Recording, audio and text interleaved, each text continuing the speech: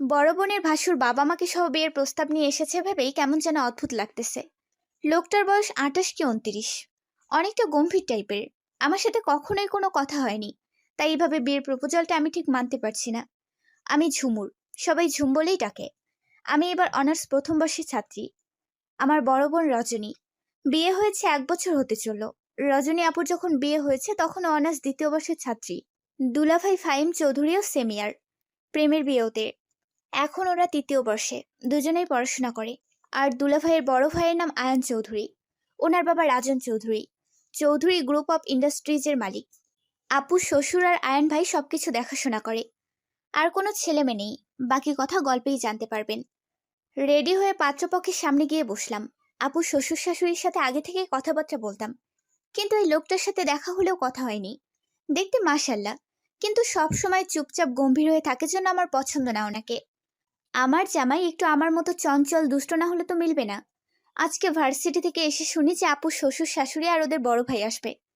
আসবে ভালো কথা, আমি আমার মতো এসে গোসল করে গান শুনতেছি আর ফেসবুকে গল্প পড়তেছি।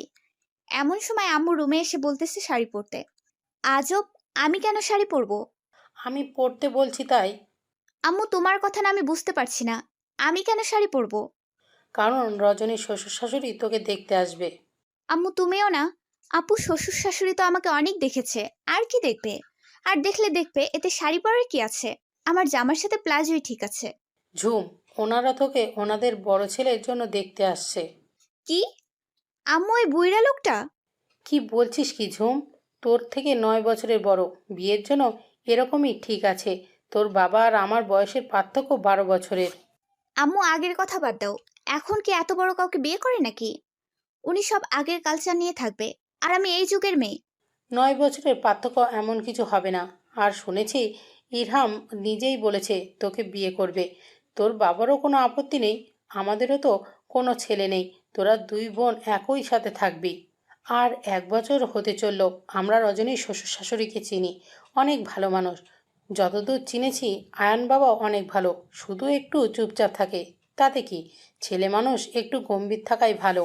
তাই তোর বাবা ঠিক করেছে সম্বন্ধ পাকা করবে। আম্মু গম্ভীর থাকা ভালো, তাই বলে এতটা গম্ভীর? উনি কখনো আমার সাথে কথা বলে নাই। তুই কথা বলেছিস? কি যে বলো না আম্মু, ওনাকে দেখলেই ভয় লাগে। কেমন যেন খেয়ে ফেলার মতো করে তাকায়। যদিও একবার কি দুবার তাকিয়েছে, এছাড়া দেখিনি আমি ওনাকে। সব সময় তো অফিসার রুমের ভেতরেই সীমাবদ্ধ উনি। এতক্ষণ চুপচাপ ওদের সামনে বসে মনে মনে এসবই ভাবছিলাম। হঠাৎ আপুর শাশুড়ি বলতেছে, কি রে মা, যা, আলাদা একটু কথা বলে আয়। এতক্ষণে সামনে তাকিয়ে দেখলাম আয়ান ভাই সামনে নাই, আমার রুমের দিকে যাচ্ছে। আমি কাচুমাচু করে দাঁড়িয়ে ওনার পেছনে পেছনে আসলাম। বুঝতেছি না এমন কেন হচ্ছে আজ। এমনিতে তো আপু শ্বশুর শাশুড়ির সামনেও বেশ চটপট করে বেড়াই। আমি আর আপু একদমই আলাদা। আমি চটপটে আর আপু শান্ত। ওদিকে ফাহিম ভাই চটপটে আর আয়ান ভাই শান্ত। এই প্রথম নিজের রুমে ঢুকতেও ভয় করতেছে আমার। বুকে থুথু ছিটে দিয়ে পেছনে আপু শ্বশুর শাশুড়ির দিকে একবার তাকিয়ে রুমে পা রাখলাম। পা রাখতেই শক্ত একটা কণ্ঠ কানে এলো। এতক্ষণ লাগে আসতে? এমনিতে তো এক জায়গায় ঠিক থাকো না। আমার কান্না পাচ্ছে। এই লোকটা আমার সাথে এই প্রথম কথা বললো, তাও আবার ধমক দিয়ে। প্রথম কথা বুঝে একটা গুন্ডাও ভালোভাবে বলে, আর উনি তো ভালো মানুষ। না না না, আমার মতো মেয়ে কিছুতেই এই উদ্ভট লোকটার সাথে সারা জীবন কাটাতে পারবে না। যে এই কথাটা বলতে যাব তখনই উনি বলে উঠলেন, আমি তোমার মতামত জানতে আসিনি। চুপচাপ এই শাড়ি পাল্টে বিয়ের শাড়ি পরে নাও। আজকে একটু পর আমাদের বিয়ে হবে। এই বলে হনহন করে বেরিয়ে গেল। আবার ফিরে এসে বলল, আজকেই শ্বশুরবাড়িতে নিয়ে যাব তোমাকে। কথা না শুনলে ফেসবুকে কার সাথে কি করছো সব তোমার আব্বুকে বলে দেব। আমি তাজ্জব বনে গেলাম। এটা কি আদেশ করলো নাকি থ্রেট দিয়ে গেল? আরে ভাই, আমাকে কিছু বলার সুযোগ তো দেবে নাকি? একটু পর আম্মু এসে একটা মিষ্টি আমার মুখে ধরে দিয়ে বলল, তুই আগে থেকেই পছন্দ করতিস আয়ানকে? কখনো বলিসনি তো? কি সব উদ্ভট কথা বলতেছ আম্মু? কেন, তুই নাকি আয়ানকে বলছিস যে বিয়ের প্রস্তাব নিয়ে আসেন? কি? আম্মু এসব তোমায় কে বলেছে? কেন, কে আর বলবে? তুই যাকে বলছিস সেই বলেছে। আয়ান ভাই এসব বলেছে? এই দেখ, সত্যি কথা মুখ দিয়ে বের হয়েছে, তার মানে সত্যিই বলছিস। আচ্ছা যাই হোক, রেডি হয়ে নে, রজনী আর ফাহিম কাজী নিয়ে আসতেছে। আম্মু, আম্মু, এই যা চলে গেল। আরে আমার কথাটা তো শুনবা। আমি কখনো ওনাকে বললাম আমি বিয়ে করব ওনাকে? আর আমি ফেসবুকে কার সাথে কি করছি? শুধু তো একটা একটা ছেলেকে দুলাভাই বানিয়ে। ওহ শিট, এই কথাটা উনি জানলো কিভাবে? আসলে হয়েছে কি, কিছুদিন থেকে একটা ছেলে সব সময় হাই হ্যালো দিত আর খোঁজ খবর নিত।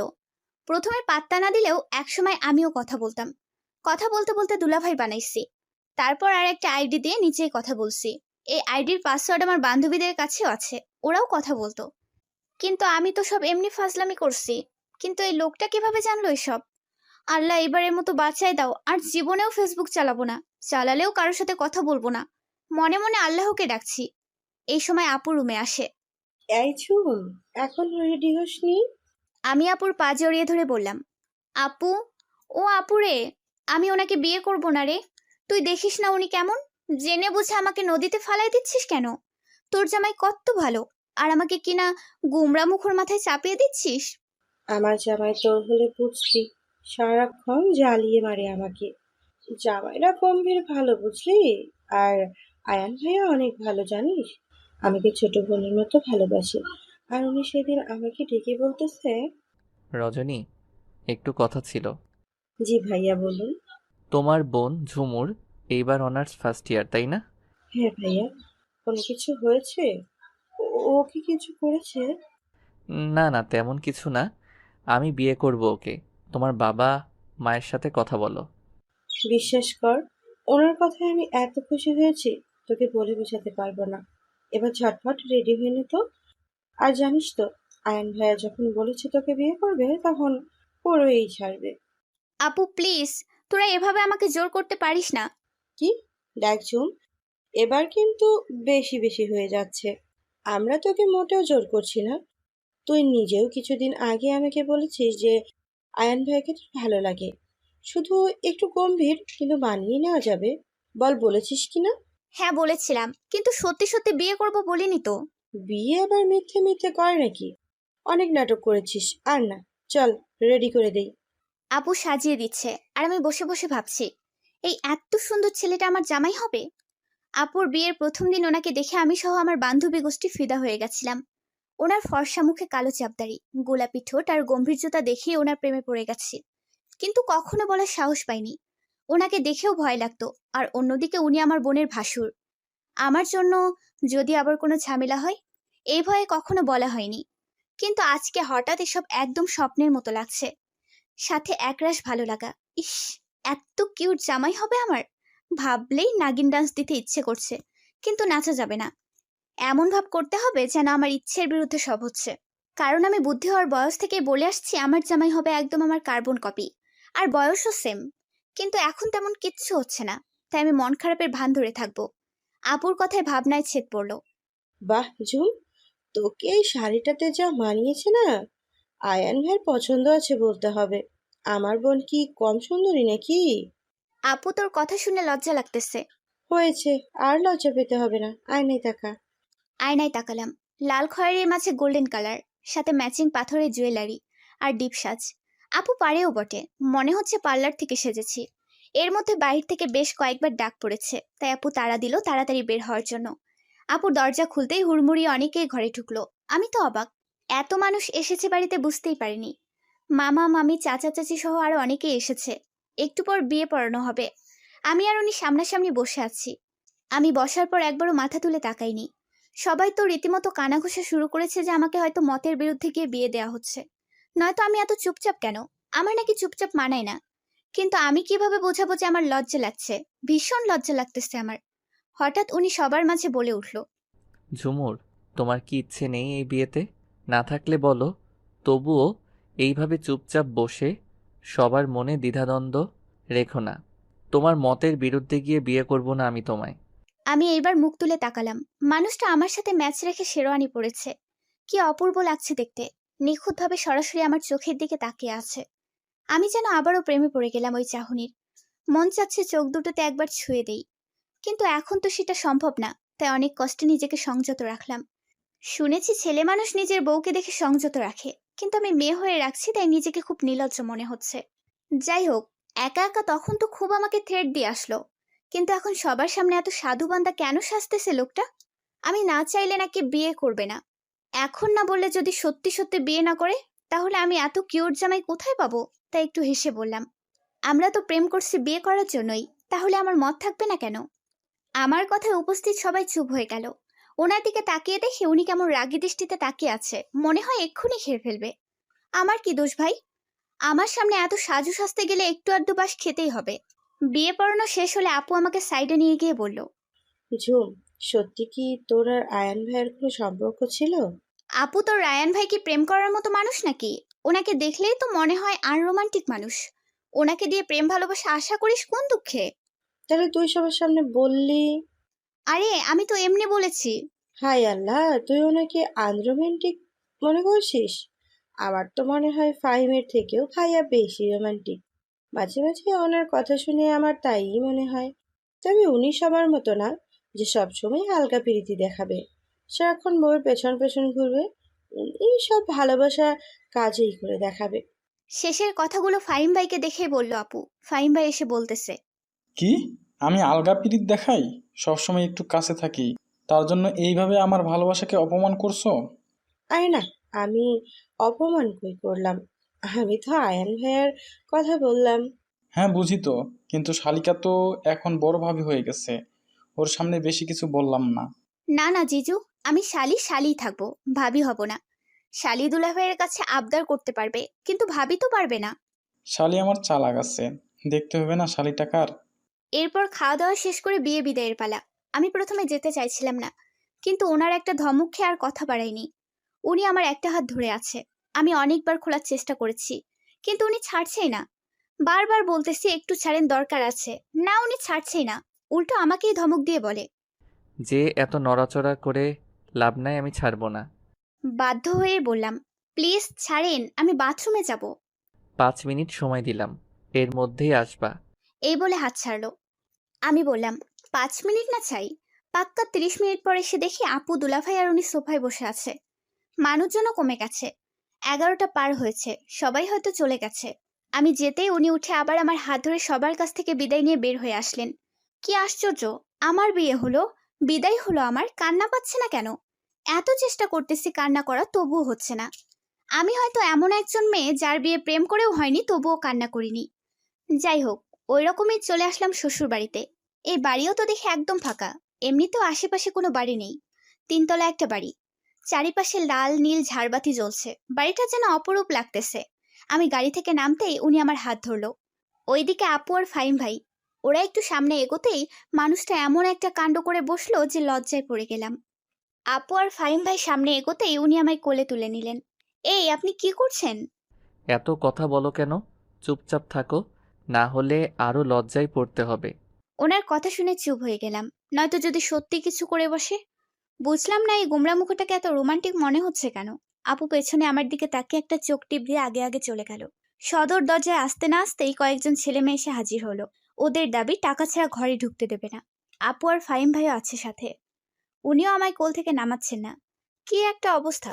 ছেলেমেয়েগুলো ওনার মামাতো ফুফাতো ভাই বোন। আমি আগেও দেখেছিলাম এদের। উনি আমাকে বলল, এক হাত দিয়ে যেন ওনার প্যান্টের পকেট থেকে মানিব্যাগ বের করি। আমি হাঁ করে ওনার মুখের দিকে তাকালাম। উনি চোখ রাঙিয়ে ফিসফিস করে বলল, তাড়াতাড়ি দাও, নয়তো ফেলে দেব। আমি আস্তে আস্তে ওনার পকেট খোঁজার চেষ্টা করছি। আসলে শেরওয়ানি পরাতায় পকেট খুঁজে পাচ্ছি না। বেশ কিছুক্ষণ চেষ্টা করে মানিব্যাগ বের করলাম, তবুও লোকটা আমায় নামিয়ে দিল না। তারপর ওদেরকে টাকা দিয়ে আমাকে ভেতরে নিয়ে গেল। সোজা দোতলায় উঠে গেল। এর মধ্যে একবারও নামায়নি আমাকে। 3তলা এখনো কমপ্লিট হয়নি, তাই নিচতলা আর দোতলায় সবাই থাকে। এক সাইডে আপু আর ফাহিম ভাইয়া, বিপরীত পাশে উনি থাকতো। আজ থেকে আমিও। উনি ওনার রুমে এসে নামিয়ে দিল। এমা, লাইট জ্বালায় না কেন? এত অন্ধকার রুম। এই যে শুনছেন, বলেছ কিছু? আমাকে নামিয়ে দিয়ে কোথায় গেলেন? আমি তো আপনার রুমে কোথায় কি আছি কিচ্ছু জানি না। একটু লাইটটা জ্বালাবেন? অপেক্ষা করতে হবে। মানে? চুপচাপ থাকো একটু। বেশ কিছুক্ষণ চুপচাপ থাকার পর বিরক্ত লাগতেছে। অনেকটা বিরক্ত হয়েই বললাম, আরে ভাই, পাইছেনটা কি আপনি? কখন থেকে দাঁড়িয়ে আছি আমি। কি করবেন করেন, 12টা পার হয়েছে, ঘুমাবো আমি। বসতেও দিচ্ছেন না, পা লাগে না বুঝি? এই সময় লাইট জ্বলে উঠলো। আমি 2 হাত দিয়ে চোখ ধরলাম। অনেকক্ষণ অন্ধকারে থাকার পর আলো আসছে, তাই চোখে লাগছে। চোখ মেলে দেখে হালকা লাল নীল আলো জ্বলছে।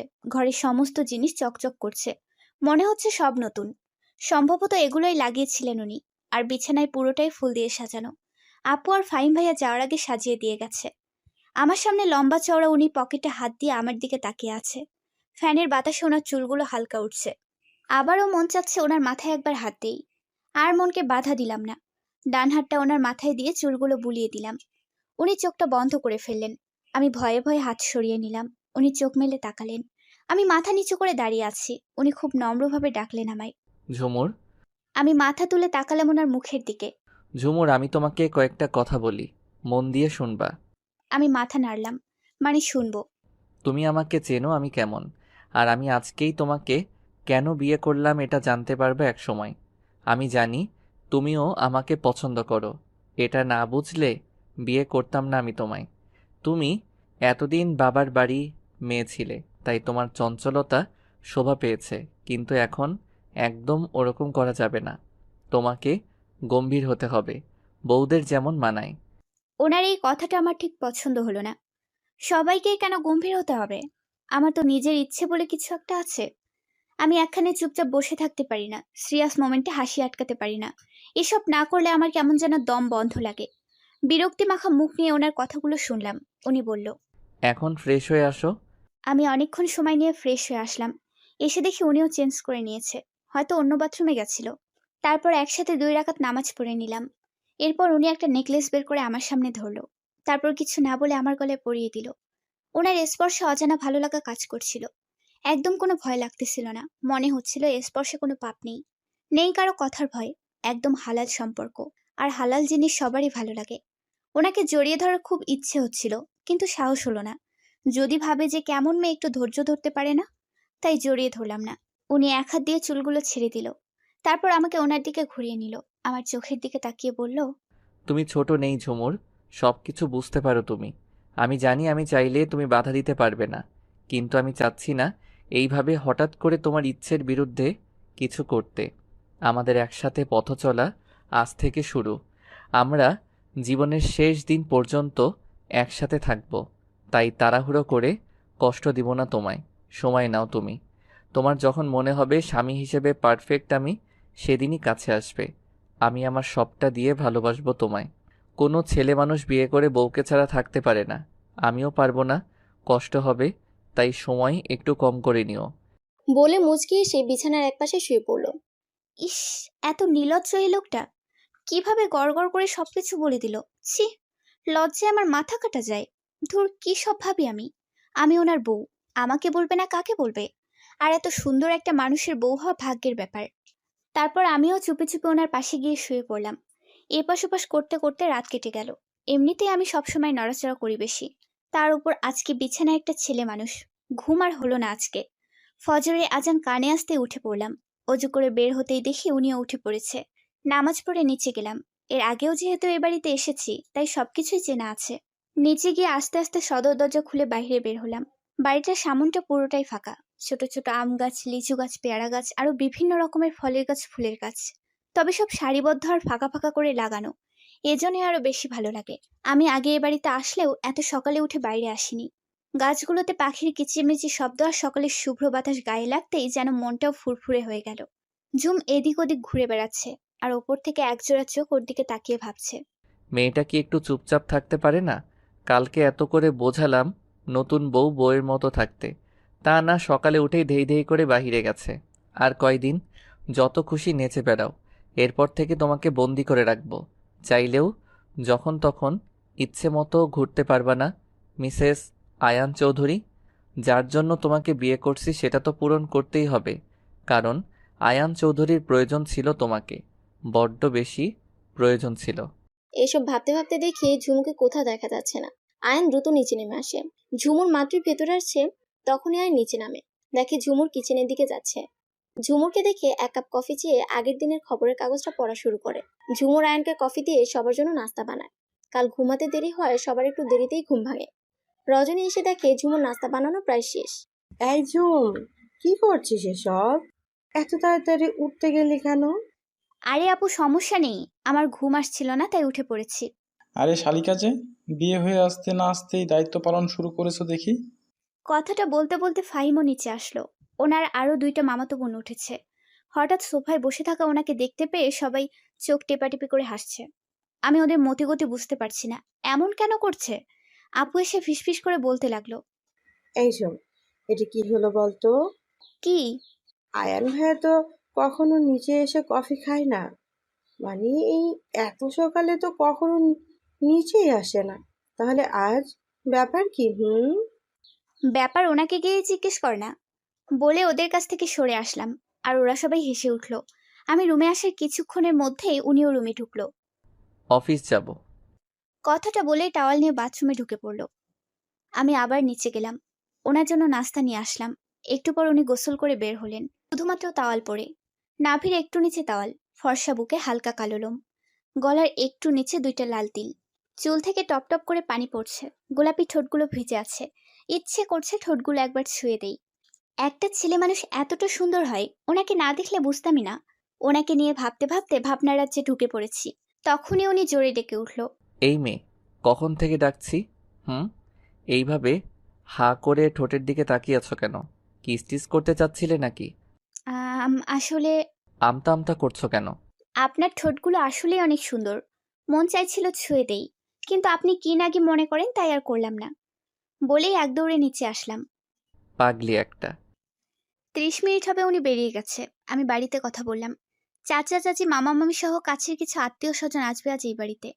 আসলে একদিনের দাওয়াতে নিজের মানুষ ছাড়া তো আর কেউ আসবে না। হঠাৎ করে বিয়ে না হলেও আমার বিয়েতে তেমন বড় অনুষ্ঠান করতো না, কারণ আপুর বিয়েতে অনেক বড় অনুষ্ঠান করে আব্বু অনেকটাই গ্যাপে পড়ছিল। তাই আমিও বলছিলাম আমার বিয়ে খুব সাদামাটাভাবেই করব। আব্বুর ছোটখাটো ব্যবসায় আমাদের দিন ভালো কাটলেও একেবারে অনেক বড় অনুষ্ঠান আমাদের জন্য না। আপুর বিয়েতে অনুষ্ঠান করা লাগছে কারণ আপু বড় মেয়ে ছিল। আর আপুর শ্বশুর শাশুড়ি বলছিল আমাদের বাড়ির ছেলের বিয়ে অনুষ্ঠান না করলেই নয়, নয়তো আমাদের আত্মীয় স্বজনদের কাছে নত হতে হবে। যদিও ফাহিম ভাইয়া আলাদাভাবে কিছুটা সাহায্য করতে চেয়েছিল, কিন্তু আব্বু নেয়নি। এর মধ্যে অনেকেই নতুন বউ দেখতে এসেছে, কিন্তু আমার হাত কান একদম খালি। বয়স্ক মহিলারা নিজেদের মধ্যে ফিসফিস করছে। আমার শাশুড়ি এসে বলল, বড় বৌমা, আমার ঘরে একটু আসো তো।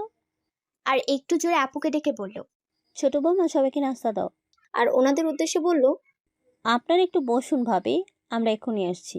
তারপর আমাকে ঘরে নিয়ে গিয়ে একটা গয়নার বাক্স দিয়ে বলল, বৌমা, এসব পরে নাও। আর প্রথম দিকে কমপক্ষে 6 মাস পর্যন্ত সবসময় এসব পরে থাকবা। কালকেই দিতাম। বাড়িতে এসে অনেকক্ষণ বসেছিলাম, কিন্তু তোমরা আসছো না দেখে ঘুমিয়ে পড়েছি। আজকে খালি হাত কান গলায় যদি ওনারা দেখে যেত তাহলে সারা পাড়ায় বলে বেড়াতো চৌধুরী বাড়ির বড় বউকে স্বর্ণ ছাড়াই দেখে আসলাম। তোমার বাবা মা কেমন নির্লজ্জ বলো তো, তোমাকে কিছুই দিল না। ওনার শেষ কথাটা শুনে চোখ থেকে টপ টপ করে পানি পড়ছে। অন্য সময় হলে তো অনেক কথা শুনিয়ে দিতাম, কারণ আমার বাবা মাকে নিয়ে কোনো কথা আমার সহ্য হয় না। আমি তো এতদিন ভেবে আসছি আপু হয়তো খুব সুখে আছে, কিন্তু বড়লোকদের মধ্যে এত নিচু মনের মানুষই নেই, দেখে বোঝাই যায় না। কোনো কিছুর নাকি অভাব নেই। তাহলে বাবার বাড়ি থেকে কি দিল আর দিল না এতে এভাবে কেন বললো? সবার সামনে নিজেকে এমনভাবে উপস্থাপন করে যেন খুব মিশুক আর ভালো মনের মানুষ। উনি আবারও ধমক দিয়ে বলে উঠল, তাড়াতাড়ি এগুলো পরে ওনাদের সামনে যাও, নয়তো কেলেঙ্কারি করে ফেলবে। আমি চোখ মুছতেই দেখতে পেলাম আড়াল থেকে একটা ছায়া সরে গেল। আমি আস্তে আস্তে চুড়ি, কানের ঝুমকা, গলার হার সব পরে বাইরে গেলাম। সবাই দেখে বেশ প্রশংসা করলো। আমার শাশুড়িও ছিল ওখানে। ওনার উদ্দেশ্যে কয়েকজন বলল, সত্যি ভাবি, আপনার দুই বউ মাশাল্লাহ, ছেলেগুলোও যেমন বউও তেমন বেশ মানিয়েছে। এখন শুধু একটা বাচ্চা হলে সংসারটা পূর্ণ হবে। তার ছোট ছেলের বিয়ে তো প্রায় বছর হলো, সুখবর কবে দিবেন? আপু পাশেই ছিল। শাশুড়ি মা আপুর দিকে চেয়ে বলল, সময় পেলেই হবে। এখনকার ছেলেমেয়েরা তাড়াতাড়ি বাচ্চা নিতে চায় না, ভাবি কিছুদিন গেলে নেবে। আমি শাশুড়ি মায়ের মুখের দিকে তাকিয়ে আছি। সবার সামনে কত ভালো দেখায়, আর ভেতরে ভেতরে যেন নাগিন। আমি চাইলেই তখন মুখের ওপর অনেক কিছু বলতে পারতাম, কিন্তু কাল রাতে আয়ান চৌধুরী নিষেধ করেছে। কখনো যেন আমার কারণে ওনার মা কষ্ট না পায়। আর তার ওপর আমি নতুন বউ, এজন্য সব সহ্য করে গেছি। বিয়ের আগে আমার কানে স্বর্ণের জিনিস ছিল, কিন্তু কালকে সাজার সময় বাড়িতেই খুলে রাখছি। শাড়ির সাথে ম্যাচিং করে জুয়েলারি পরছিলাম জন্য। গলায় একটা সিম্পল লকেট দেওয়া চেনও ছিল, সেটাও খুলে রাখছি। সবাই চলে যাওয়ার পর রুমে এসে একা একা বসে আছি। খারাপ লাগতেছে অনেক। আপুকে তো স্বর্ণের শুধু চুড়ি আর কানের ঝুমকা দিয়েছে, কিন্তু বিয়ের কিছুদিন পর, কারণ একেবারে অত কিছু করা সম্ভব ছিল না। তাহলে কি আপুকেও কথা শুনতে হয়েছিল? এমন সময় আপু রুমে এসে দরজা লাগিয়ে দেয়। আমার কাছে এসে গালে আলতো চাপ দিয়ে বলে, মন খারাপ করিস না ঝুম। শ্বশুর বাড়িতে একটু আধটু কথা হজম করতে হয়। শুধু শাশুড়ি মাই এমন, তাছাড়া বাড়ির প্রত্যেকটা মানুষই ভালো, আয়ান ভাইয়া বেশি ভালো। আমি আপুর মুখের দিকে তাকিয়ে আছি, মনে হচ্ছে আপুও কান্না করেছে। আমি আড়াল থেকে শুনেছি মা, তোকে কি কি বলেছে। প্রথম দিকে আমাকেও বলেছিল, কিন্তু তোর ফাহিম ভাইয়া আমাকে আলাদা করে জিনিস বানিয়ে দিয়েছিল। উনি ভেবেছে সেইগুলো আমার বাবা বাড়ি থেকে দিয়েছে, তাই আর কিছু বলেনি। আর একটা কথা বলু, তোর চঞ্চলতা দেখে আমার শাশুড়ি আগেও আমাকে বলতো যে তোমার বোন এমন কেন, তুই স্থির থাকতে পারে না নাকি? আমি তাকে তখন কিছু বলি নাই, কারণ তুই তো এখানে বেশি থাকিস নি, আমাদের বাড়িতে তো কেউ কিছু বলে না। তোকে বললে হয়তো তুই আসতে চাইতি না আমার কাছে, কিন্তু এখন তোকে একটু চঞ্চলতা কমাতে হবে। একদম না, একটু, মানে শাশুড়ি মার চোখে যাতে ধরা না পড়ে সেইটুকু। প্লিজ সোনা বোন আমার, মানিয়ে নিস, বাড়ির বড় বউ বলে কথা। এইসব বলে একটা হাসি দিয়ে আপু চলে গেল। ওই লোকটার ওপর খুব রাগ হচ্ছে এখন। ফাহিম ভাইয়া পড়াশোনা করা অবস্থায় আপুকে স্বর্ণের জিনিস বানিয়ে দিয়েছে, যাতে ওনার মা কিছু বলতে না পারে। আর উনি বুড়ো হয়ে গেছে, এত বড় বিজনেসম্যান, অথচ বউকে স্বর্ণ দেয়নি। কেন? উনি কি জানে না ওনার মা কেমন? আর আমাদের পরিবার সম্পর্কেও তো ওনার ধারণা আছে। হঠাৎ বিয়ে না করলে হয়তো আব্বু কিছু দিত, হঠাৎ বিয়ে করার কারণে সেটাও হয়নি। আজকে আসুক ওনার একদিন, কি আমার যে কয়দিন লাগে। দুপুর 2টা বাজে, বাবার বাড়ির সবাই এসে গেছে। আজকে আমাকে আর ওনাকে যেতে হবে আমাদের বাড়িতে, এটাই নিয়ম। আপুও যেত, কিন্তু শ্বশুর বাড়ির দায়িত্ব বেশি হওয়ার কারণে আপুর যাওয়া হচ্ছে না। উনিও বেশ সময় মতো এসে গেছে, সবার সাথে কথা বলে রুমে আসছে। আমি ওনার অপেক্ষাতেই ছিলাম। আসার সাথে সাথে জিজ্ঞেস করলাম, আপনি হঠাৎ করে আমাকে বিয়ে করলেন কেন? উনি একবার আমার দিকে তাকিয়ে বলল, ফ্রেশ হয়ে আসছি। আজব মানুষ তো। আমি কথা বলার জন্য বসে আছি আর উনি ফ্রেশ হতে গেল। মানুষটা দেখে দিনে একরকম, রাতে অন্যরকম। ছেলে মানুষ কি এমন হয়? একটু পর উনি ফ্রেশ হয়ে এসে আমার পাশে এসে বলল, তোমাকে হঠাৎ বিয়ে করার কারণ জানতে চাচ্ছ তো? আমি মাথা নাড়লাম। ঝুমুর, ভালোবাসি আমি তোমাকে, অনেক বেশি ভালোবাসি। তোমাকে প্রথম দিন দেখেই ভালো লেগেছে, কিন্তু তুমি আমার ছোট ভাইয়ের শালী, এই জন্যই সবসময় এড়িয়ে চলেছি তোমাকে। কিন্তু আমি যখন থেকে বুঝতে পারছি যে তুমিও দুর্বল আমার প্রতি, তখন থেকে আমি আর দূরে থাকতে পারছি না। তোমাকে লুকিয়ে দেখা, তোমাকে ফলো করা, তুমি কখন কোথায় যাচ্ছ, কি করতেছো, সব কিছুর উপর নজর রাখা যেন আমার দায়িত্ব হয়ে গেছে। হঠাৎ একদিন মনে হলো ফেসবুকে নক দিয়ে কথা বলি। নক দিলাম, কিন্তু তুমি প্রথমে পাত্তাই দিলা না। কাউকে ভালোবাসলে তার সাথে কথা বলার জন্য নত হতেও লজ্জা লাগে না। কথাটা আগে মানতাম না, সবসময় বলতাম যে আয়ান চৌধুরী কখনো কারো কাছে নত হবে না। কিন্তু আমি নিজেই কথাটা ভুল প্রমাণ করে বারবার এসএমএস দিতাম তোমাকে। শেষে তুমি কথাও বললে, কিন্তু দুলাভাই বানিয়ে। আমি হাঁ করে ওনার মুখের দিকে তাকিয়ে আছি। ওইটা তাহলে উনিই ছিল? তারপর আবারও বলতে লাগলেন, তোমরা যে বান্ধবীরা মিলে কথা বলছিলে আমার সাথে, এটাও আমি বুঝতে পারছিলাম।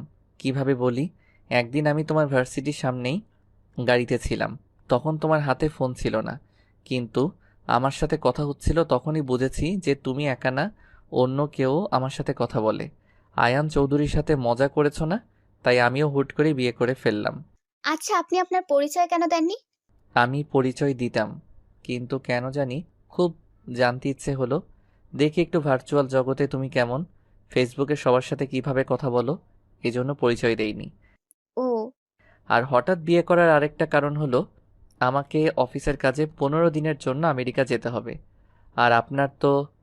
আমার খুব ইচ্ছা আমেরিকার নিউ ইয়র্কে অবস্থিত নায়াগ্রা ফলস দেখার। জি হ্যাঁ, এটা দ্বিতীয় কারণ। অফিসের কাজে যাচ্ছি, তাই ফ্যামিলির কাউকে নিয়ে যাওয়া যেত না, কিন্তু আমার সাথে আমার বিয়ে যেতেই পারে। এই জন্যই আপনাকে খুব তাড়াতাড়ি বিয়ে করলাম। আর যাই হোক, বিয়ের আগে যে তোমাকে একা আমার সাথে পাঠাবে না এটা আমি জানতাম। এখন তো আর কেউ বাধা দিতে পারবে না। কাল থেকে তুমি আমার বিয়ে, তার 3 দিন পর আমরা যাচ্ছি। তার মানে আমি সত্যি আমেরিকায় যাব? আমি খুশিতে আত্মহারা হয়ে ওনাকে জড়িয়ে ধরলাম। আপনি জানেন, আমি এতদিন শুধু কল্পনা করেছি যে আমি ওখানে গেছি, কখনো ভাবিনি আমার ইচ্ছেটা পূরণ হবে। আপনাকে যে কি বলে ধন্যবাদ দেব আমার ভাষা নেই। আয়ান মনে মনে ভাবছে, এই মেয়েটা কি বুঝতে পারছে না বউ এইভাবে জড়িয়ে ধরলে কি অবস্থা হয়? তার উপর এই প্রথম একটা মেয়ে এইভাবে বুকের মধ্যে চেপে আছে। সত্যি, ব্যাপারটা ছেলে মানুষ ছাড়া কেউ উপলব্ধি করতে পারবে না। আয়ান দাঁতে দাঁত চেপে সহ্য করে যাচ্ছে। একটু পর ঝুমুর আয়ানকে ছেড়ে দিয়ে রুম থেকে দৌড়ে বাইরে যায়। উদ্দেশ্য সবাইকে বলা যে ও আমেরিকা যাবে। ঝুম বের হতে আয়ান একটা স্বস্তির নিঃশ্বাস ফেলে। আর একটু হলে নিজেকে কন্ট্রোল করতে পারতো না। ভালোবাসার মানুষটা বুকের মধ্যে থাকলে যে কোনো পুরুষ কন্ট্রোলহীন হয়ে পড়ে। আরও সে যদি হয় বউ, তাহলে তো আর কথাই নেই। ঝুমুর দৌড়ে নিচে নামতেই ওর শাশুড়ির মুখোমুখি হয়। শাশুড়িকে দেখার সাথে সাথে স্ট্যাচুর মতো দাঁড়িয়ে যায় ঝুম। ওয়াল্লাহ, ভুলেই গেছিলাম যে এটা আমার শ্বশুর বাড়ি আর জমাচ্ছে এখানে। ঝুম্মা, একটু আমার সাথে আসো তো। এই বলে সবার সামনে থেকে আড়ালে নিয়ে গিয়ে বলে, এইটা তোমার শ্বশুর বাড়ি, একটু ভদ্রভাবে চলাফেরা করবা কেমন? একেই তো একদিনেই তোমার বাবা মা এত মানুষ নিয়ে আসছে, তার উপর কোনো জিনিস আনে নাই। সবাইকে খুব বড় বড় করে বলেছিলাম ছোট ছেলে প্রেম করলে কি হবে, বড় ছেলেকে কোনো এক রাজকন্যার সাথে বিয়ে দেব। আর হলো আগেরটার মতোই। একটু কঠোরভাবে কথাটা বললেন উনি। মা, এটা আপনারও শ্বশুর বাড়ি, তাই এভাবে নিজেকে রাজারানী ভাবা বন্ধ করেন। আপনিও এই বাড়ির বউ, আমিও এই বাড়ির বউ। আপনি আমাকে ছোট করে দেখতেই পারেন, কারণ আপনি আমার আগে আসছেন এই বাড়িতে। আপনার অধিকার বেশি। কিন্তু আমার বাবা মাকে ছোট করে কথা বলে আমি ভুলে যাব আপনি আমার স্বামীর মা। তখন আপনি আমার সাথে যেভাবে আচরণ করবেন আমি ঠিক তেমনটাই ফিরিয়ে দেব আপনাকে। নিজেরা কন্ট্রোল করতে না পেরে কথাগুলো বলল ঝুম। এই মেয়ে, তোমার সাহস তো কম না? তোমার বড় বোন শেখায়নি তোমাকে কিভাবে শাশুড়ির সাথে কথা বলতে হয়? জি মা, শিখিয়েছে। কিন্তু কি বলুন তো, আমি তো রজনী না, আমি হলাম ঝুমুর। তাই আমি যেটা করি আমার কাছে সেটাই ঠিক। অন্য কারো কথা শুনে চলতে পারি না আমি। এমন সময় রাজন চৌধুরী সেখানে হাজির হয়। ওনাকে দেখে আমার শাশুড়ি হেসে বলে, কি ব্যাপার, আয়নের বাবা কিছু লাগবে? হ্যাঁ, বৌমাকে লাগবে। মা ঝুমুর, একটু আসো তো আমার সাথে। আমার কিছু বন্ধু এসেছে তোমাকে দেখতে। আমি নিজেকে আরেকবার আয়নায় দেখে নিয়ে বাবার পেছন পেছন আসলাম। একটু পর আয়নও নিচে আসলো। সবার সাথে দেখা হলো, কথা হলো। আপু আর ফাহিম ভাইও সাথে ছিল। আমরা আসার কিছুক্ষণের মধ্যে আমার শাশুড়িও সেখানে এসেছে। সবাই একটা করে গিফট দিয়ে গেল। সবকিছুর মধ্যে একটা জিনিস খেয়াল করলাম, আমার শাশুড়ি সবার মাঝে অসম্ভব ভালো মানুষ। দেখলে মনে হবে আমাদের দুই বউকে মেয়ের মতো দেখে। সবাই চলে গেছে। আমাদের যাওয়ার কথা থাকলেও ওনার অফিসে দরকার থাকার কারণে যাওয়া হয়নি। আমি আর আপু একসাথে বসে আছি। আচ্ছা আপু, তোর শাশুড়ি এমন, তুই কখনো বলিসনি কেন? কি বলতাম বল? আর কিভাবে বলতাম? বিয়ে তো আমি নিজের পছন্দে করেছি। আর আমার বাবার এত ক্ষমতা নেই যে আমি কিছু বললে সাথে সাথে দিতে পারবে। তাই আমি কিছু বলে বাবা মাকে টেনশনে ফেলতে চাইনি। আচ্ছা, সব বুঝলাম, কিন্তু তুই আমার বেলাতে না করলি না কেন? তুই তো জানতিস তোর শাশুড়ি কেমন, তবুও কেন আমাকে বিয়েতে জোর করলি? কেন জোর করেছে সেটা আমি বলছি। কথাটা কর্ণপাত হতেই দুই বোন দরজার দিকে তাকালাম। আমি আর আপু একজন আরেকজনের মুখের দিকে তাকিয়ে ভাবছি, মায়ের কথাটা কি উনি শুনে ফেললো নাকি? কিছু যদি মনে করে। উনি আপুর দিকে তাকিয়ে বলল, রজনীকে যখন আমি বলেছি যে আমি তোমার বোনকে বিয়ে করব, তখন ও যে খুশি হয়েছে তা ওর চোখ মুখ দেখেই বুঝতে পারছিলাম। কিন্তু একটু পর কেন জানি ও আমাকে না করলো। বলল, আপনি বড়লোক ঘরের মেয়েকে বিয়ে করেন ভাইয়া, আমার বোন আপনার জন্য পারফেক্ট নয়। ওর এই কথাটা আমার কাছে ঠিক মনে হয়নি। তাই আমি এই ব্যাপার নিয়ে ফাহিমের সাথে কথা বলেছি। আমি প্রথমে ভেবেছিলাম ফাহিম হয়তো রজনীর সাথে খারাপ ব্যবহার করে, কিন্তু পরে শুনলাম তেমন কিছুই না। সমস্যাটা আমার মায়ের কারণেই রজনী রাজি হতে চায়নি। এর মাঝে ফাহিম ভাই আপুকে ডাকে আর আপু চলে যায়। উনি আমার পাশে বসে আমার দুই গালে হাত রেখে বলল, আয়ান চৌধুরী ভালোবেসেছে তোমাকে, আর তার ভালোবাসার মানুষটাকে সে নিজের করে নেবে না তা কি করে হয়? আমি যতবার এই মানুষটার চোখের দিকে তাকাই ততবার ওনার প্রেমে পড়ে যাই। মানুষ বলে না যে কাউকে কখনো চোখের দিকে তাকিয়ে মিথ্যা বলতে পারে না। এনার চোখের দিকে তাকালে আমার কথাটা সত্যি মনে হয়। এনার চোখে আমি আমার জন্য ভালোবাসা দেখতে পাই। দেখলে মনে হয় মানুষটা আমাকে অসম্ভব ভালোবাসে। তারপর আবারও বলতে শুরু করলো, ঝুমুর, আমি আমার মা আর বাবাকে যখন বলেছি তোমাকে ওনার পছন্দ কি না, তখন বাবার উত্তর ছিল কিছুটা এরকম। হ্যাঁ, মেয়েটা ভালো আছে, একটু চঞ্চল, বাড়িটা মাতিয়ে রাখতে পারে। আর মা বলছে, এমনিতে দেখতে ভালো, তবে চঞ্চলতা বাড়ির মেয়েদের শোভা পায়, বউদের না। আর এক বাড়ির দুই মেয়ে আসলে সংসারে আমাকে দামই দিবে না, নিজেরাই সবকিছু করবে। মা, তুমি না সব সময় বলতে আমরা পরিবার একসাথে থাকবো সব সময়, কখনো ভাগ হব না। ওরা দুই বোন একসাথে থাকলে কখনো আলাদা হবে না, সংসারটা একসাথে থাকবে। আর সব থেকে বড় কথা, তোমার ছেলেরা তাদের পছন্দের মানুষের সাথে থাকবে। তারপর মা রাজি হয়। আর সেদিন দেখতে গিয়ে বিয়ে করার আরেকটা কারণ মা, আমি জানি যদি সেদিন বিয়ে করে তোমাকে নিয়ে না আসতাম তাহলে মা চাইতো তোমার বাবা যেন মেয়েকে সবকিছু দিয়ে তবেই পাঠায়। আমি জানি তোমার বাবা আমার থেকে কিছুই নিত না, কিন্তু ওনার মাথায় চিন্তা বেড়ে যেত কিভাবে কি করবে না করবে। এজন্য আমি সেদিনই বিয়ে করে নিয়ে আসি, যাতে মা মনে করে হঠাৎ বিয়ে হওয়ার কারণে কিছু দিতে পারিনি, আর তোমার বাবারও অনুষ্ঠান বা কিছু দেওয়া নিয়ে চিন্তা না হয়। বিয়ে পড়িয়ে রাখলে হয়তো পরে অনুষ্ঠান ছাড়া বিদায় দিতে পারতো না, আত্মীয় স্বজনদের কথার ভয় করত, হঠাৎ হওয়াতে কেউ কিছু বলতে পারবে না। আমি মনে মনে ভাবলাম, তবুও তো আপনার মা কিছু বলা বাকি রাখেনি। যাই হোক, এটা আমাদের বউ শাশুড়ির ব্যাপার। শাশুড়ি আপনাকে কিছু না বললে আমিও বলবো না। কি দরকার মা ছেলের মধ্যে ঝামেলা বাজানোর? ঝুমুর, কি ভাবছো? না, কিছু না। জানি ভাবতেছো যে ফাহিম বউকে কথা শোনার হাত থেকে বাঁচতে পারলো, আমি কেন পারি না। আজকের পর থেকে মা তোমাকে কিছুই বলবে না ঝুমুর, শুধু তোমাকে না, তোমার আপুকেও বলবে না। আমি এতদিনও জানতাম না আমার মা এমন, এখন জানতে পারছি, তাই সেটা সমাধানের উপায়ও বের করেছি। উনি আমার মা, ওনাকে তো আমি কিছু বলতে পারি না, তাই তোমাকে বলছি, আমার মাকে কখনো কষ্ট দিও না। মা কিছু বললে সহ্য করে নিও, উনি অনেক কষ্ট করে এই সংসারটা সাজিয়েছে। আপনি কিভাবে বুঝলেন আপনার মা কিছু বলবে না? উনি হেসে বললেন, পরশুদিন সকালেই দেখতে পারবে। রাতের খাওয়া দাওয়া শেষ করে রুমে এসে বসে আছি। এই লোকটা এখনো আসছে না। বেলকনিতে দাঁড়িয়ে কারোর সাথে ট্যুরের ব্যাপারে কথা বলতেছে। আমি 2বার ডাকতে গিয়ে ঘুরে আসছি, ডাকতে পারি নাই। কেন জানি না মন খুব চাচ্ছে উনি একটু আমাকে কাছে টেনে নিক, কপালে একটা ভালোবাসার পরশ এঁকে দিক, আর তারপর জড়িয়ে ধরে ঘুমাক। আচ্ছা, উনি কি বুঝতে পারছেন না কিছু? ধুর, ভাল লাগে না। অনেকক্ষণ পর উনি রুমে আসলো। আমি বিছানায় 2টো বালিশ উঁচু করে হেলান দিয়ে শুয়ে আছি। উনি এসে আমার সাথে কোনো কথা না বলে শুয়ে পড়লো।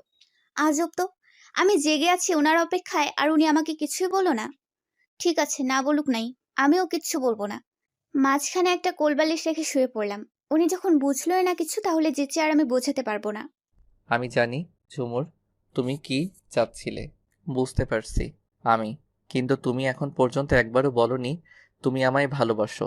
যেখানে আয়ান চৌধুরী নিজের মুখে তোমাকে বলেছে ভালোবাসার কথা, সেখানে তুমি এত চঞ্চল একটা মেয়ে হয়ে বলতে পারলে না?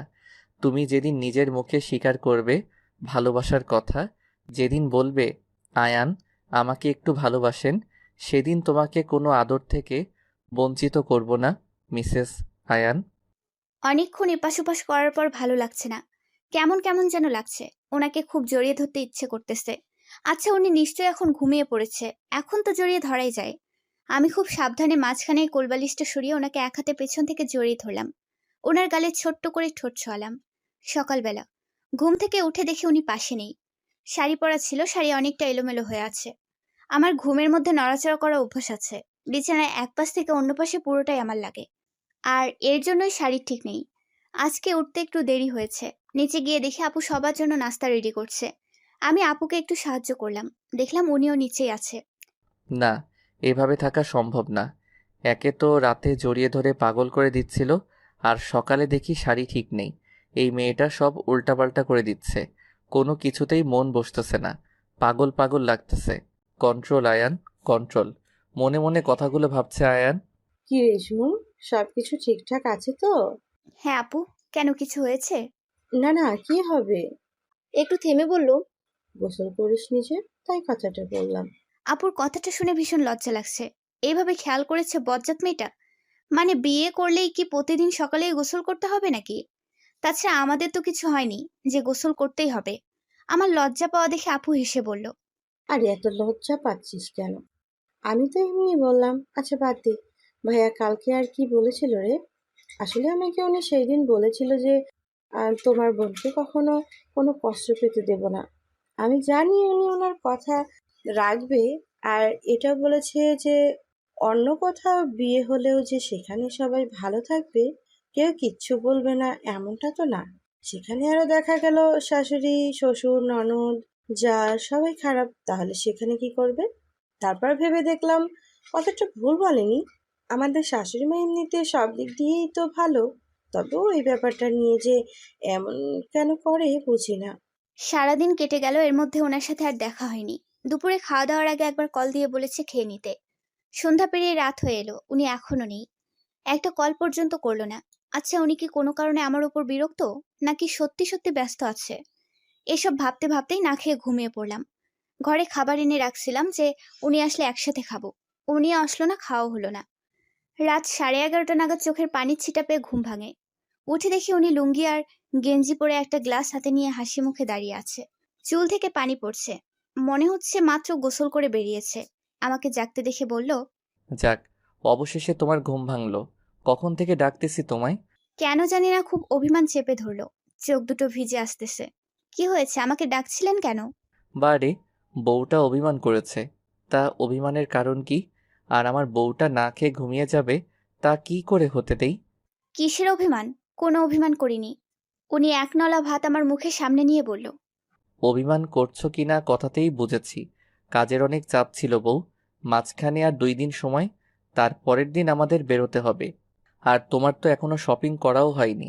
আমারও কিছু কেনাকাটা করতে হবে। ওনার মুখে বউ ডাক শুনতে বেশ ভালো লাগছে, আর লজ্জাও। আপনি দুপুরের পর থেকে একবারও কল করেননি কেন? উনি হেসে বলল, আমি তো তোমার কলের অপেক্ষায় ছিলাম, যে আমার বউটা কখন কল দিয়ে বলবে। এখনো ফিরছেন না কেন? ইস, ভুলে গেছি, আমিও তো কল দিতে পারতাম। আরও কিছুক্ষণ টুকটাক কথা বলে খাওয়া দাওয়া শেষ করে ঘুমিয়ে পড়লাম। সকালে ঘুম থেকে উঠতেই খুব জোরে হর্ন বাজতে শুনলাম। ব্যাপারটা দেখার জন্য বেলকনিতে গিয়ে দাঁড়ালাম। নিচে তাকিয়ে দেখি দুটো বড় বড় ট্রাক। নিচে গিয়ে দেখি ট্রাক ভর্তি যত ধরনের ফার্নিচার আছে সব। শাশুড়ি মা হাসি মুখে দাঁড়িয়ে আছে। আমি নিচে যেতেই বলল, বৌমা, তোমাদের বাড়ি থেকে এত জিনিস দেবে বলেনি তো? এমন সময় একটা ছেলে ব্যাগ নিয়ে এসে শাশুড়ি মায়ের সামনে রাখলো। ব্যাগ খুলতে দেখি ভেতরে স্বর্ণের গহনা আপুর সহ। এসব দেখে শাশুড়ি মার চোখ ছানা পড়া, সাথে আমি আর আপু অবাক হয়ে গেছি। আমরা জানি যে আমাদের মিথ্যা কথা বলা নিষেধ, কিন্তু যে মিথ্যা বললে কোনো দ্বন্দ্ব কমে যায় সেটুকু বলাই যায়। কাল আমি আমার বাবাকে বলেছিলাম, খালি হাতে মেয়ে দিছো কেন? মেয়েকে বিয়ে দিলে সাথে আরো কিছু দিতে হয় জানো না? আমার এই কথাটা আয়নের কান পর্যন্ত পৌঁছে গেছে। বাবা বাড়িতে গিয়ে লোন তুলে কিছু জিনিস কিনেছে, সাথে আয়ন বাকি সবকিছু দিয়েছে। কিন্তু শাশুড়ি মা জানে সব আমার বাবাই দিয়েছে। এছাড়া বাকি সবাই সত্যিটা জানে। আয়ন নিজেই সবকিছু দিত, কিন্তু বাবা মানতে চায়নি, তাই নিজের সামর্থ্য অনুযায়ী যেটুকু সম্ভব দিয়েছে। সারাটা দিন এগুলো গোছগাছ করতেই গেল। পুরনো জিনিস সরিয়ে সব নতুন জিনিস রাখা হলো। সন্ধ্যার আগে আগে রুমে গেলাম। দেখে উনি বিছানায় বসে ল্যাপটপে কিছু একটা করছে। আমাকে রুমে ঢুকতে দেখে বলল, গোসল করে আসো, বাহিরে যাব। প্রায় 40 মিনিট পর বেরোলাম। দেখে উনি ল্যাপটপ রেখে ফোন চাপতেছে। আমি বেরোতেই আমার দিকে তাকালো। কালো শাড়ি, ভেজা চুল, সদ্য গোসল করা নারী। বউ দেখলেই যেন নেশা ধরে যায়। ভেজা থাকার কারণে পুরো শরীর যেন চকচক করছে। এইভাবে দেখলে যে কোনো স্বামী পাগল হতে বাধ্য। আর কত পাগল করতে চাও ঝুমুর? এবার তো স্বীকার করো ভালোবাসো। আমি কাছে যেতে উনি উঠে পেছন থেকে জড়িয়ে ধরল। আর কত সময় লাগবে তোমার? এই কথাটা শুনে কান পর্যন্ত গরম হয়ে গেল।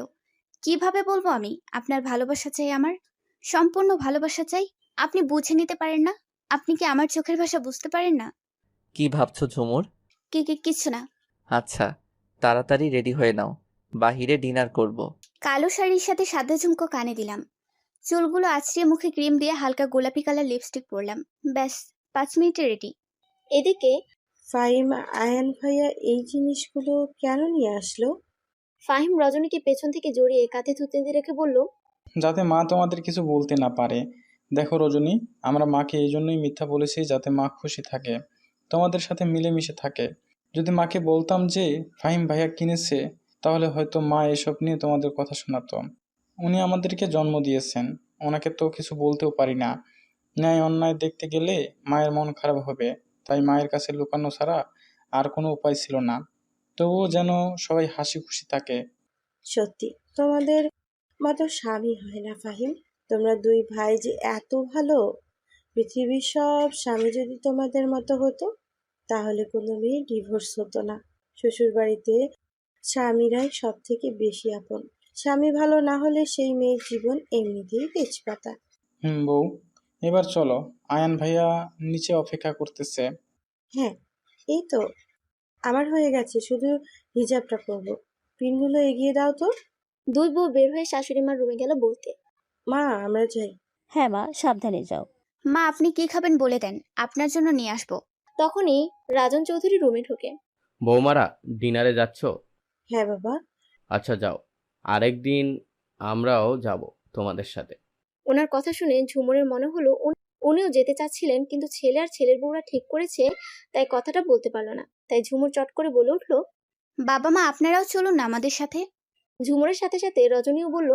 রাজন চৌধুরী প্রথমে ইতস্তত বোধ করলো, একটু পর রাজি হয়ে গেল।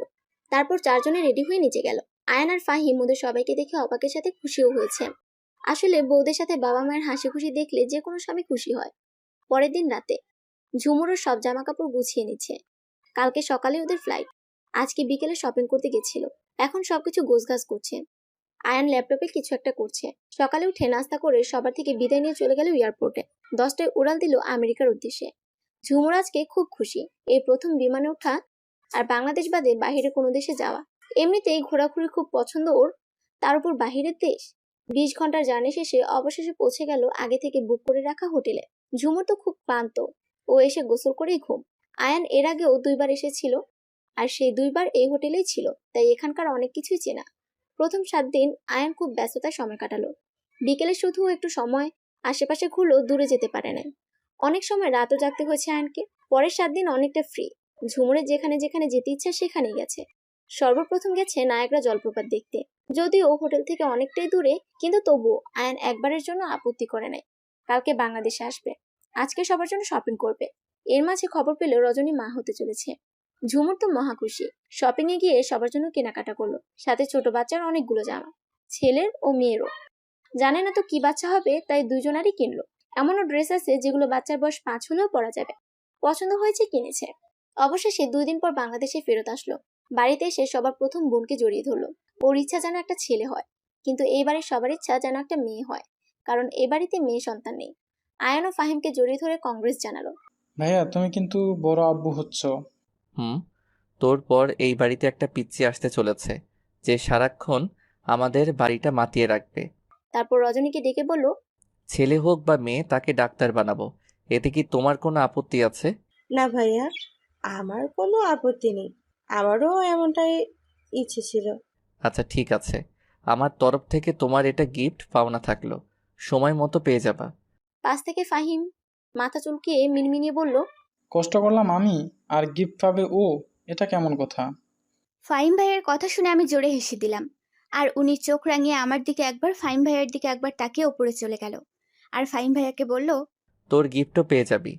সময় চলছে আপন গতিতে। আমেরিকা থেকে আসা 1 মাস হয়ে গেছে।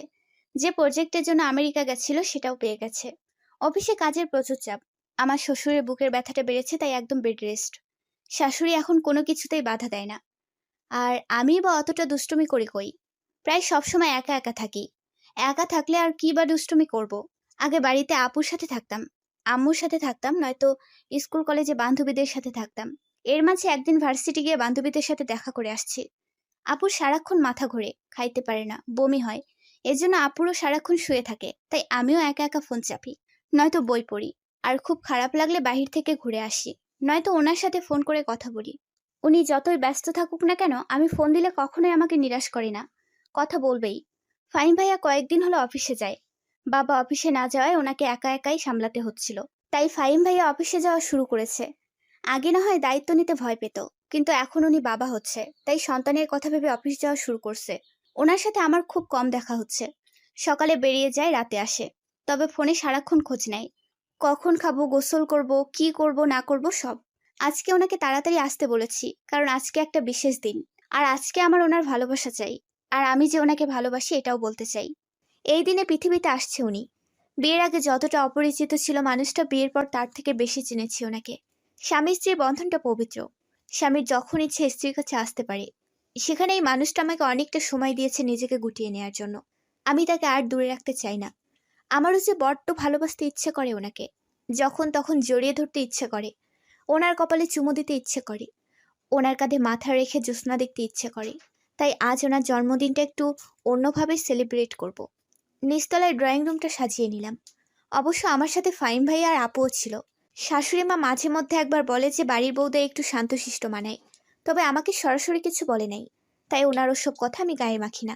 আমার মতে বাড়ির বউদের এত চুপচাপ মানায় না, নয়তো সবাই অহংকারী ভাবতে পারে। বাড়ির বউরা একটু চঞ্চল হবে, বাড়ির কাজ করবে, সবার সাথে মিলেমিশে চলবে, সেটাই ভালো। বাড়ি সাজানো হয়ে গেলে ওনার পছন্দ মতো সব রান্না করলাম। ওনার বাড়ি ফেরা পর্যন্ত অপেক্ষা করতে লাগলাম। সন্ধ্যা 7টার সময় ফোন করে বলল যে গাড়ি খারাপ হয়ে গেছে, আসতে দেরি হবে। আজকে তাড়াতাড়ি আসতে বলেছি, আর আজকেই গাড়িটা খারাপ হতে হলো। কি আর করার, অপেক্ষা করা ছাড়া উপায় নেই। সময় যেন কাটতেই চায় না। বেশ কিছুক্ষণ পর উনি এলেন। বাবা, মা, ফাহিম ভাইয়া, রজনী আপু সবাই রেডি। আমি গিয়ে দরজা খুলে দিলাম। কি ব্যাপার ঝুমুর, বাড়ি অন্ধকার কেন? আমি কোনো কথা বললাম না। ওনার হাত ধরে আরেকটু সামনে গেলাম। যেতেই এক এক করে পুরো বাড়িতে লাইট জ্বলে উঠলো। ওনার আর আমার মাথায় ফুলের পাপড়ি পড়তে লাগলো। সবাই একসাথে বলে উঠলো, হ্যাপি বার্থডে আয়ান চৌধুরী। উনি পুরো শকড। আগে ওনার জন্মদিন পালন করা হয়েছে, তবে সে সময় অনেক আত্মীয় স্বজন ছিল, গান বাজনা ছিল। তারপর থেকে কিছু বছর উনি জন্মদিন পালন করেননি। ওনার এত আত্মীয় স্বজন, গান বাজনা, হই হুল্লোড় পছন্দ না। তাই আমি সবটা শুনে কোনো আত্মীয় স্বজনকে বলিনি, শুধু আমাদের পরিবারকে নিয়ে ওনার জন্মদিন পালন করতে চাইছি। উনি সবাইকে সাথে নিয়ে কেকটা কাটলেন।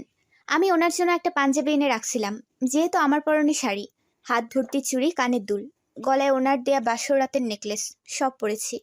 উনি নিচের ওয়াশরুম থেকে ফ্রেশ হয়ে আসলেন। তারপর সবার সাথে বসে খাওয়া দাওয়া করলেন।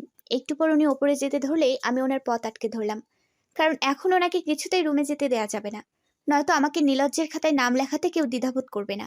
এই শুনুন না, মাথা নিচু করে বললাম। উনি আমার ঘাড়ে হাত রেখে বলল, বলো না। একটু একটু কি? একটু ছাদে যাবেন? উনি হেসে বলল, এটা বলতে এত কিছু? আচ্ছা বলো তো, বিয়ের পর থেকে আমি তোমাকে কখনো ধমক দিছি? আমি মাথা নাড়লাম, অর্থাৎ না। তাহলে আমাকে দেখে ভয় পাও কেন? না মানে, আপনি অফিস থেকে আসলেন, সবাইকে সময় দিলেন, বিশ্রাম না নিয়ে এখন আমার সাথে ছাদে যাবেন, তাই ভাবলাম। স্বামীরা বউকে সময় দিতে কিপটামি করে না, আমি তো একদমই না। সবার মাঝে তো আর বউকে সময় দেওয়া যায় না, তাই বউকে দেওয়ার জন্য সময় আলাদাভাবেই রাখতে হয়। কথা বলতে বলতে ছাদে আসলাম। ছাদের মাঝখানে আগে থেকে ছোট্ট একটা টেবিলে ছোট্ট একটা কেক রাখা ছিল, পাশে একগুচ্ছ গোলাপ, আর কয়েকটা মোমবাতি, আর একটা ছুরি। আমি টেবিলের সামনে গিয়ে ওনাকে বললাম, এখন আমি যা যা করব আপনি বাধা দেবেন না। আমি জানি উনি আমাকে বাধা দেবে না, তবুও বলে রাখলাম। আমি একে একে সবগুলো মোমবাতি জ্বালিয়ে নিলাম। মুহূর্তের মধ্যে ছাদের মাঝখানটা আলোয় আলোকিত হয়ে গেল। চারিদিকে অন্ধকারের মাঝখানে আলো, আলোর মাঝখানে লাভের ছোট্ট একটা চকলেট কেক, ওর মাঝে লেখা আই লাভ ইউ এ। এটা আমি নিজে হাতে লিখেছি। আয়ান বানানটা পুরোটাই হয়নি, কেকটা ছোট, তাই শুধু এটাই লিখতে হয়েছে। উনি 2 হাত ভাঁজ করে আমার দিকে একদৃষ্টিতে তাকিয়ে আছে। ওনার এই চাহনি আমার চেনা, আগেও দেখেছি ওনার এই চাহনি।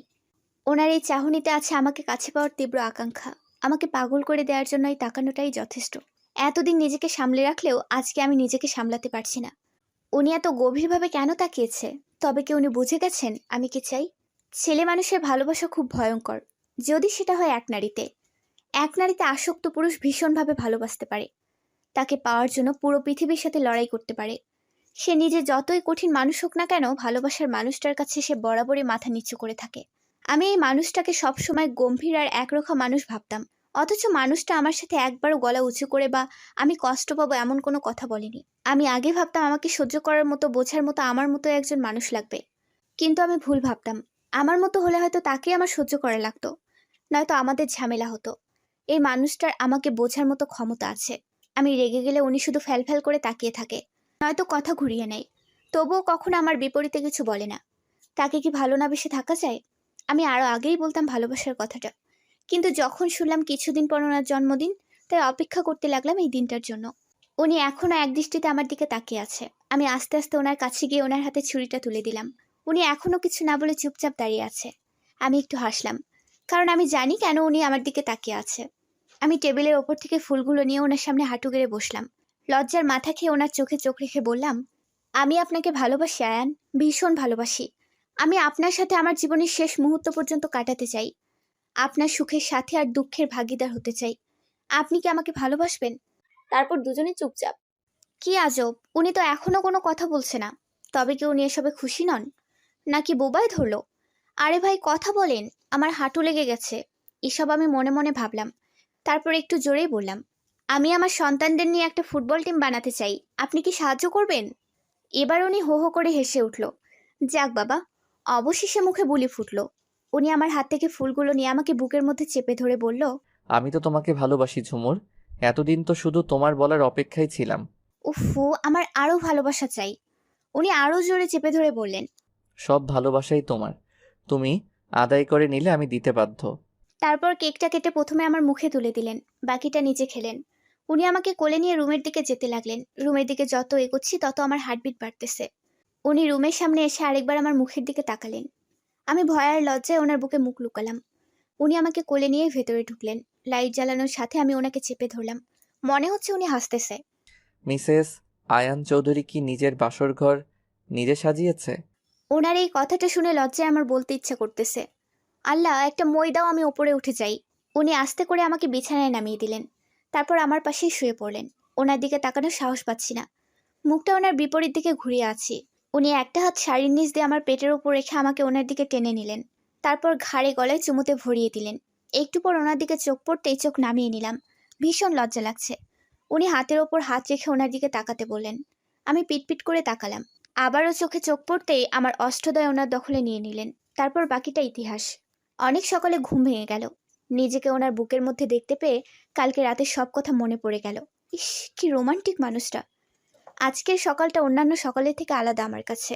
হয়তো প্রত্যেক মেয়ের কাছে এই সকালটা আলাদা মনে হয়। স্বামীর সম্পূর্ণ ভালোবাসা পাওয়ার আনন্দে আলাদা এক অনুভূতি কাজ করে মনে।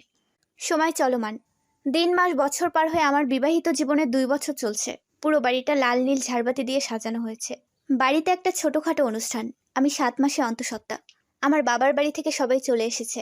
ডায়েরিটা বন্ধ করে রেখে রুম থেকে বের হলাম। ওপরে ওঠানামা করতে পারি না, তাই নিচে একটা রুমে থাকি। আমি বাইরে যেতেই রায়ান আর ফাইজা এসে খিলখিলিয়ে হেসে উঠল।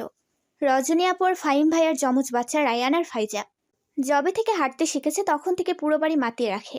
2 বাড়ির চোখের মনি এরা দুজন। হাসি কান্না মিলিয়ে মানুষের জীবন। তবুও এই 2 বছর অনেক ভালো কেটেছে। ওনাকে ঠিক যতটা গম্ভীর আর একরোখা ভাবতাম, উনি একদমই অমন না। একটাই কি, উনি সবকিছু নিয়ম মতো চলে। কোনো কিছু বেশি বেশি পছন্দ করে না। এই 2 বছর আমি অনেকবার রাগ করেছি মানুষটার সাথে, কিন্তু উনি কখনো আমাকে হার্ট করে কিছু বলে নাই। সারাদিনের ব্যস্ততা শেষ করে মাত্র এসে শুয়ে আছি। মিসেস আয়ান, জি বলুন। আমাদের বিয়ের 2 বছর হয়ে গেল, এখনো কি আপনিটা তুমি হবে না? আপনি বলার মাঝে একটা সম্মানীয় ভাব আছে। আপনি বললে ভেতর থেকে আপনার প্রতি একটা সম্মান কাজ করে। আমার সম্মান চাই না। তুমি বললে নিজ নিজ মনে হয়, আর আপনি বললে মনে হয় পরের কেউ। না, আপনিটাই বেশি ভালো। ঠিক আছে, তোমার যা ইচ্ছা ডেকো। আমাদের খুনসুটিময় সংসার দেখতে দেখতে আরো বেশ কিছুদিন কেটে গেল। ইদানিং কেন জানি খুব ভয় লাগে। আমার বাচ্চাকে ঠিকঠাক দুনিয়াতে আনতে পারবো কিনা, আমার বাচ্চা সুস্থ থাকবে কিনা, খুব চিন্তা হয়। ঝুমুর, কি করছো? আমার না পেটে খুব ব্যথা হচ্ছে।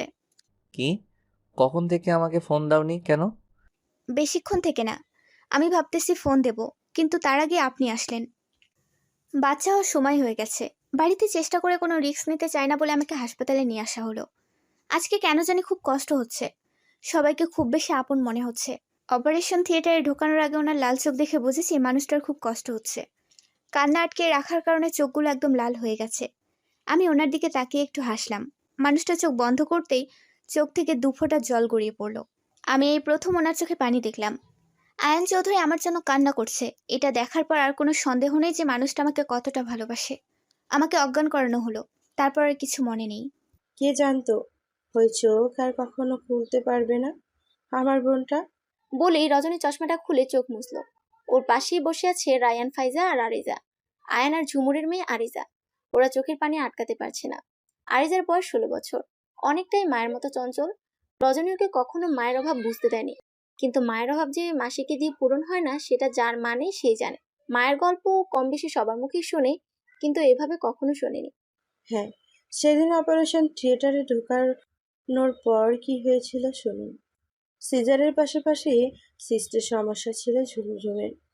যদি সিজারের সময় ওটার অপারেশন না করতো তাহলে কয়েকদিন পরে আবার আলাদা করে অপারেশন করা লাগতো। তাই ডাক্তাররা একেবারেই সিস্টের অপারেশনও করে, কিন্তু অতিরিক্ত রক্তক্ষরণে ঝুমের শরীর একদম ফ্যাকাশে হয়ে যায়। অনেক খোঁজে সেই সময় নেগেটিভ রক্ত পাওয়া যায় না। আয়ান ভাইও হাসপাতাল থেকে অন্য হাসপাতালে দৌড়িয়ে বেড়াচ্ছিল, কিন্তু রক্ত জোগাড় করতে পারে নাই। অবশেষে রক্ত পেয়ে যায়, কিন্তু তখন আর আমার বোনটাই দুনিয়াতেই নেই। আয়ান ভাইয়া হাসি মুখে রক্ত নিয়ে এসে ডাক্তারের হাতে দিয়ে বলে, এবার আমার ঝুম ঠিক হবে। ডাক্তার রক্তের প্যাকেটটা হাতে নিয়ে দাঁড়িয়ে থাকে। এখনো সাহস নেই। একটা মৃত মানুষকে কিভাবে রক্ত দেবে? সেদিন হাসপাতালের মানুষ দুইবার অবাক হয়েছে। প্রথমবার ঝুম মারা গেছে শোনার পর 10 মিনিট আয়ান ভাইয়া চুপচাপ দাঁড়িয়েছিল, একটা কথাও বলে নাই, এক ফোঁটা চোখের পানিও পড়ে নাই। সবাই বলা বলি করছিল এ কেমন মানুষ, বউ মরে গেছে দেখে এতটা শক্ত হয়ে আছে। কিন্তু 10 মিনিট পর পুরো হাসপাতাল কেঁপে উঠেছিল আয়ান ভাইয়ার কান্নায়। অসুস্থ মানুষগুলো চোখের পানি আটকাতে পারেনি। সারা হাসপাতাল গড়িয়ে গড়িয়ে আমার বোনটাকে ভিক্ষা চেয়েছে, সবার কাছে গিয়ে পাগলের মতো বলেছে, আমার ঝুমকে এনে দাও, এনে দাও আমার বউটাকে। একটা মানুষ বউকে এতটা ভালোবাসতে পারে, আয়ান ভাইকে না দেখলে হয়তো বুঝতেই পারতাম না। সেদিনের পর আয়ান ভাইয়া অনেকটা পাগল পাগল হয়ে যায়, সারাক্ষণ নিজেকে ঘরবন্দি রাখে, ঠিক মতো খায় না, ঘর থেকেই বের হয় না, বের হলেও শুধু প্রয়োজনে বের হয়। তোমাদের দাদু দিশাহারা সবাই অনেক চিন্তায় পড়ে যায়। আয়ান ভাইয়াকে আরেকবার বিয়ে করানোর কথা বলা হয়, কিন্তু সেই দিন আবারও সবাইকে অবাক করে দিয়ে আয়ান ভাইয়া পাগলের মতো কান্না করতে থাকে। ঝুমের শেষ স্মৃতি আরিজাকে নিয়ে ও সারা জীবন কাটাতে পারবে, তবুও যেন কেউ কখনো বিয়ের কথা না বলে। তখন শাশুড়িমা বলে, নিজের মেয়েকে এখনো একদিনও কোলে নাওনি, আর বলতেছো তাকে নিয়ে সারা জীবন কাটাবে? কে বলেছে কোলে নেইনি? আমার মেয়েকে প্রতিদিন একবার হলেও কোলে নিয়ে আদর করি আমি। কিন্তু আমার ওকে কোলে নিলে ঝুমুরের কথা মনে পড়ে। আমার ঝুমুর আমাকে বলেছিল যে আপনি এত লম্বা আর বড় একটা মানুষ, আমাদের পিচ্চি বাচ্চাটাকে কোলে নিবেন কিভাবে? আমি আমাদের বাচ্চাকে কোলে নিব আর আপনি আমাকে নিবেন কেমন? তাই আমি আমার বাচ্চাকে কোলে নিলেও এক পা নড়াচড়া করতে পারি না। আমার ভয় হয়, যদি আমার কারণে আমার মেয়েটার কিছু হয়। তারপর থেকেই আয়ন ভাইয়া কিছুটা স্বাভাবিক হয়, আরিজাকে কোলে নেয়, আস্তে আস্তে অনেকটাই আগের মতো হয়ে যায়। আরিজাকে উনি সবসময় ঝুমুরের মতো চঞ্চলতা শেখায়, এই জন্য নিজেও কখনো গম্ভীর হয়ে থাকে না। খালামণির মুখ থেকে মায়ের এসব কথা শোনার পর আরিজা দৌড়ে ওর বাবার ঘরে যায়। আয়ান বসে বসে ল্যাপটপে অফিসের কাজ করছিল, মেয়েকে আসতে দেখে ল্যাপটপ বন্ধ করে পাশে বসায়। আমার মাটাকে কিছু বলবে? আপু, তুমি আজকে আমাদেরকে বাইরে ডিনার করতে নিয়ে যাবে। তুমি চেয়েছো আর তোমার আব্বু নিয়ে যাবে না, তাই কি হয়? আরেকটা কথা, জি মামনি বলো। আমি তোমাকে অনেক ভালোবাসি আপু। আমিও তোমাকে অনেক ভালোবাসি আমার মা।